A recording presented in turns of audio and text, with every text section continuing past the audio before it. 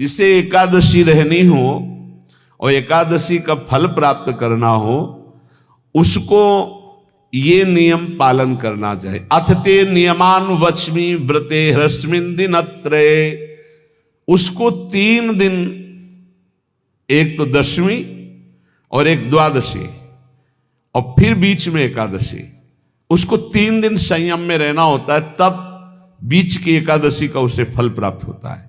जिसे एकादशी व्रत रहना हो उसका नियम है कि दशमी के दिन कांसे के पात्र का त्याग करे। वैष्णव सिद्धांत है कि कभी जिसमें मांस बना उस रसोई का भोजन न ग्रहण करे। मसूर की दाल, चना की दाल, कोदों और कोई भी शाक, शहद, दूसरों का अन्न, दोबारा भोजन और मैथुन, ये दशमी के दिन त्याग दे। एक बार दशमी के दिन भोजन करे 24 घंटे में, क्योंकि एकादशी रहना है। कांसे का पात्र, जिस रसोई में मांस बना उसके भोजन का त्याग, मसूर की दाल, चना, कोदो, शाक, मधु अर्थात शहद और दूसरे के द्वारा दिया हुआ भोजन और दोबारा भोजन और मैथुन क्रिया, इनका दशमी के दिन कभी भी प्रयोग ना करे। इन 10 वस्तुओं से वैष्णव दूर रहे दशमी के दिन। फिर एकादशी के व्रत में, ये पीछे तो हम वर्णन कर ही चुके हैं, कहीं नहीं आया यहाँ कुटू का वो कचौड़ी पकौड़ी और सिंघाड़ा का हलवा और सावा, ये दुनिया के खीर और सब। ये एकादशी के दिन किसी भी तरह की गेम आदि क्रीड़ा ना खेले। जैसे अब आज व्रत है तो बैठे हैं अपना मोबाइल में गेम खेल रहे हैं, ऐसा कोई भी क्रीड़ा नहीं। द्वैत क्रीड़ा, किसी भी तरह का गेम, ये सब खेल नहीं। द्वैत क्रीड़ाम च निद्राम च तांबूलम दंत धावनम परापवादम पैशून्यम स्तेयम हिंसाम तथा रतिम कोपम हृत वाक्यम च एकादश्याम विवर्जयेत। एकादशी के दिन उपासक को चाहिए कि वो किसी भी तरह की क्रीड़ा, मनोरंजन बिल्कुल नहीं। चनिद्राम, नींद नहीं लेनी उसको, न दिन में न रात में, एकादशी व्रत। और प्रायः पुराने महापुरुषों ने ऐसा किया है। रामदास जी डाकोर के रात में जाते थे, रणछोड़ भगवान के यहाँ कीर्तन करते थे जाकर, तभी तो भगवान उनके कीर्तन पर, उनकी भक्ति पर रीझ कर गाड़ी में बैठकर उनके साथ आए थे। पूरी रात जगकर कीर्तन करना, और दिन में तो सोना ही निषेध है। द्वैत क्रीड़ाम च निद्राम च तांबूलम, पान खाना निषेध है एकादशी को, बिल्कुल नहीं, जो व्रत रह रहे हैं। और दंत धावनम, वृक्ष से तोड़कर जो दतून की जाती एकादशी के दिन नहीं। परापवादम, दूसरे की निंदा करना, चर्चा करना नहीं, अर्थात अधिकतर मौन व्रत धारण करे एकादशी के दिन। पैशून्यम, चुगली करना। स्तेयम, कोई चोरी करना। हिंसाम, वाणी से, शरीर से, मन से किसी को दुख पहुंचाना। रतिम, अर्थात भोग करना, मैथुन करना।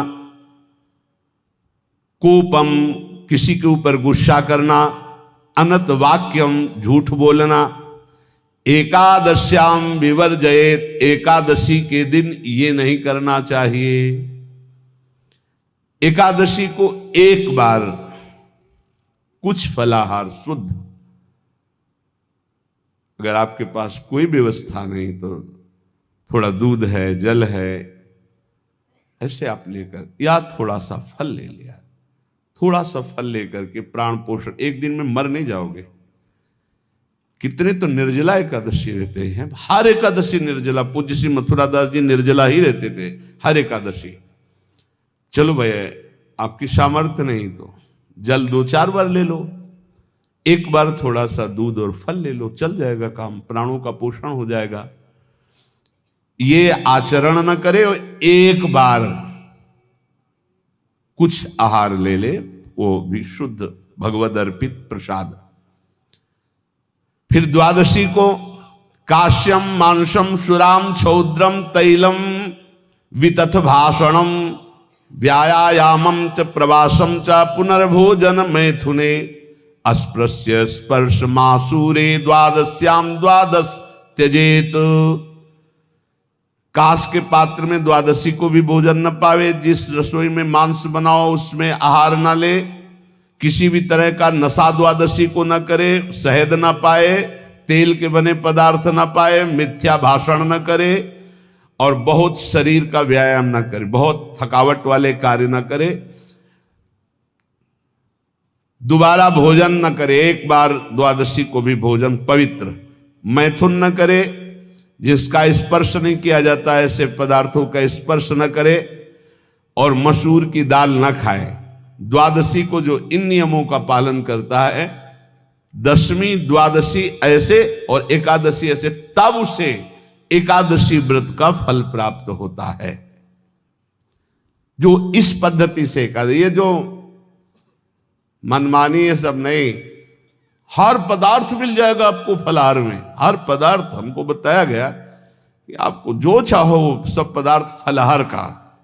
अरे भाई, हरितोष व्रत है तो हरि प्रसन्नता के लिए एक दिन भूखे रहने बहुत आनंद आता है। पहले भगवत कृपा से ऐसी गंगा जल पी करके कुछ दिन, फिर कभी कभी निर्जला एकादशी का भी आनंद। बड़े संन्यास मार्ग में थे तो बड़े संयम से सब शास्त्रीय पद्धतियों का निर्वाह होता था। उपासक को चाहिए कि इन नियमों से व्रत का अनुष्ठान करे, मनमानी आचरण न करे। सबसे प्रार्थना जो एकादशी रहते हो, हरितोष व्रत इसे कहते हैं, भगवान की प्रसन्नता के लिए रहा जाता है, रहना चाहिए। जो अपनी आचार्य परंपरा में हैं जैसे, जिनका सिद्धांत है, पर रहने का सिद्धांत ये श्री सनत कुमार जी वर्णन, श्री सनक जी महाराज, ये सनत कुमार जी वर्णन की। सनक जी महाराज कह रहे हैं, यदि भगवान का आश्रय नहीं, सत्संग नहीं है, तो इन चार में से एक हो तो नाश कर देता, फिर चारों हो तो सर्वनाश हो जाता है। यौवनम धन संपत्ति प्रभुत्व विवेकता एकैपमप्यनर्थाय किमु यत्र चतुष्टयम। यदि सत्संग नहीं है, यदि भगवद आश्रय नहीं है, और खूब धन हो, जवान अवस्था हो, और बढ़िया पद मिला हो, प्रभुत्व चलता हो, और अज्ञान हो, फिर क्या कह रहा है? बोले ये चारों जहां मौजूद होते हैं वहां सर्वनाश का खेल शुरू हो जाता है। अगर इनमें से एक हो तो सर्वनाश करने में पर्याप्त है, और अगर चारों हो तो फिर क्या कहना है? यौवनम जवान हो, धन संपत्ति खूब रुपया पैसा हो, प्रभुत्व कोई पद हो, कोई अधिकार हो बड़ा, फिर अविवेकता और अज्ञानी हो, तो बोले एक नाश कर देगा, फिर चारों तो नाश ही कर देंगे। और अगर सत्संगी है तो ये चारों महान कार्य कर देंगे। क्या यौवनम जवान है, खूब दूसरों की सेवा, मेहनत पूर्वक धन संपत्ति कमाकर माता पिता की सेवा, परिवार की सेवा।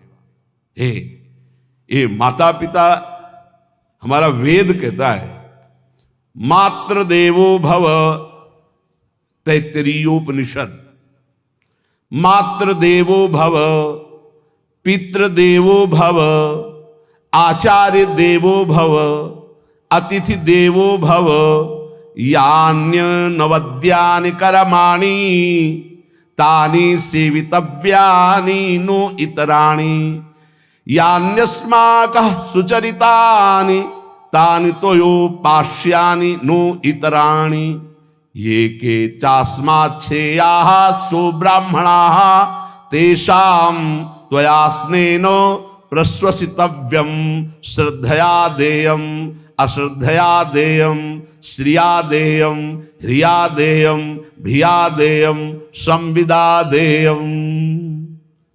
वेद कहता है मातृदेवो भव, माता साक्षात हमारी भगवान है।